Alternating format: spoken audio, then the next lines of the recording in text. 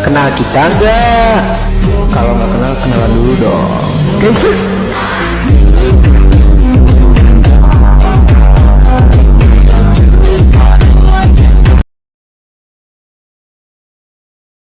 Termodinamika merupakan bagian dari cabang fisika, yakni termofisika atau thermal physics. Termodinamika adalah ilmu yang mempelajari hubungan antara energi dan usaha dari suatu sistem, serta sifat-sifat yang mendukung tersebut. Dapat pula dikatakan bahwa termodinamika mempelajari energi dan transformasinya.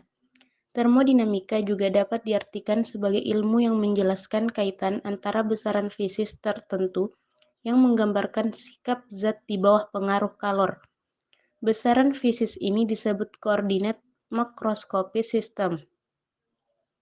Kaitan atau rumus yang menjelaskan hubungan antar besaran fisis diperoleh dari eksperimen dan kemudian dapat digunakan untuk meramalkan perilaku zat di bawah pengaruh kalor. Hukum termodinamika kedua menyatakan bahwa kondisi-kondisi alam selalu mengarah kepada ketidakaturan atau hilangnya informasi. Hukum ini dikenal sebagai hukum entropi.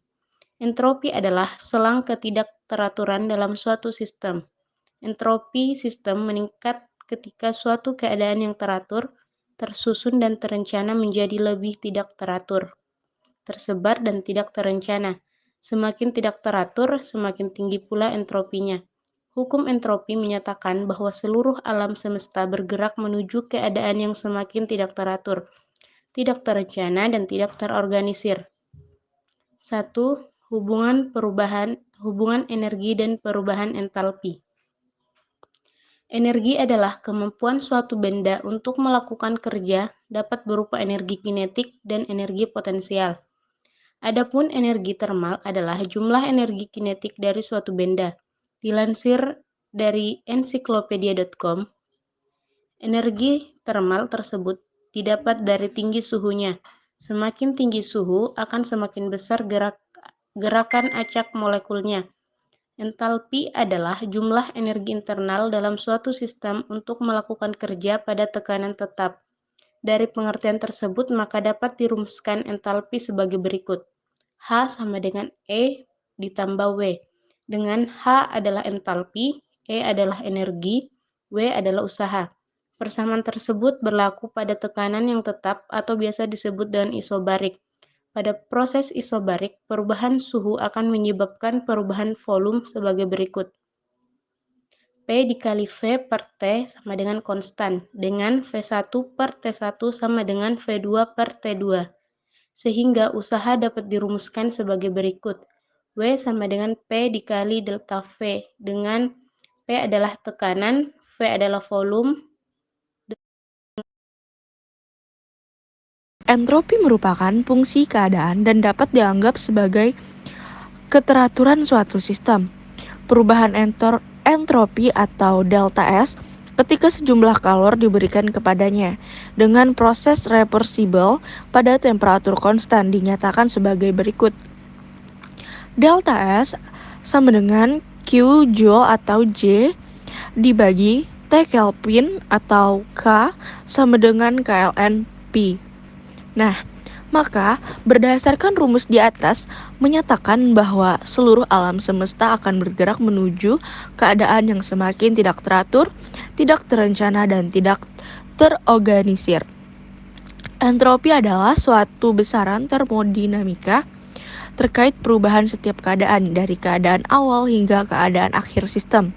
Semakin tinggi entropi suatu sistem menunjukkan sistem semakin tidak teratur alam semesta. Contohnya subatomik seakan mengelak untuk diketahui oleh manusia, sehingga terkesan semakin tidak teratur. Suatu besaran adalah sebuah sifat dan hanya jika perubahan nilai yang terjadi di antara dua keadaan tidak tergantung pada proses. Entropi juga merupakan zat yang mengukur derajat keacakan atau ketidakteraturan pada tingkat mikroskopik. Secara alamiah, entropi selalu diproduksi oleh semua proses. Gagasan yang menyatakan entropi dapat Entropi dapat diproduksi tetapi tidak dapat dihilangkan, merupakan hakikat hukum 2 termodinamika. Menunjukkan perubahan entropi total dari sistem berdasarkan suhu dan tekanan tetap.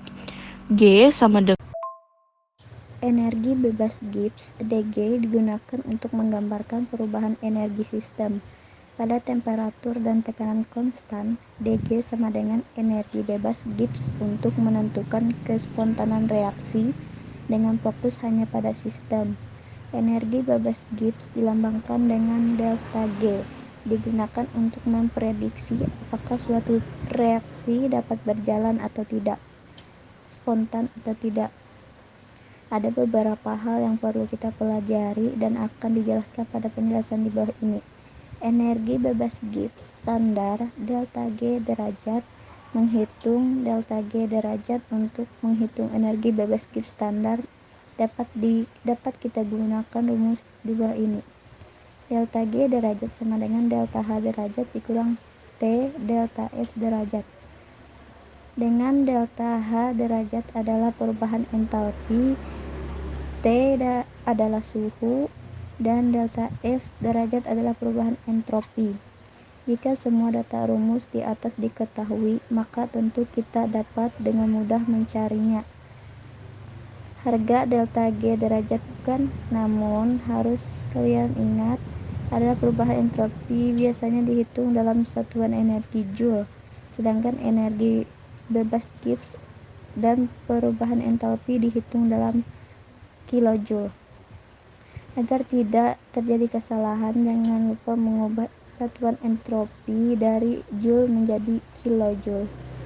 Yang terakhir, hubungan kespontanan reaksi dengan delta G. Reaksi berjalan spontan atau tidak dapat kita lihat dari tanda perubahan energi bebas Gibbs. Delta G-nya, jika delta G bernilai positif, maka reaksi tidak spontan atau tidak dapat terjadi. Tetapi jika tanda delta G reaksi adalah negatif, maka reaksi dapat berlangsung dengan spontan. Kadang-kadang kespontanan reaksi juga dilihat dari harga perubahan entropi, delta S-nya. Yang perlu diingat adalah tanda kespontanan reaksi jika dilihat dari harga delta S adalah kebalikan dari delta G. Jika delta S bertanda positif dan delta G bertanda negatif, maka reaksi tersebut berlangsung dengan spontan. Memprediksi pada suhu berapa reaksi dapat berlangsung spontan dari persamaan menghitung delta G.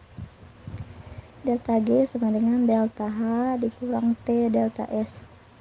Kita tahu bahwa reaksi dapat berlangsung spontan jika harga delta G-nya bernilai negatif atau lebih kecil dari 0. Secara matematika dapat kita buat sebagai berikut.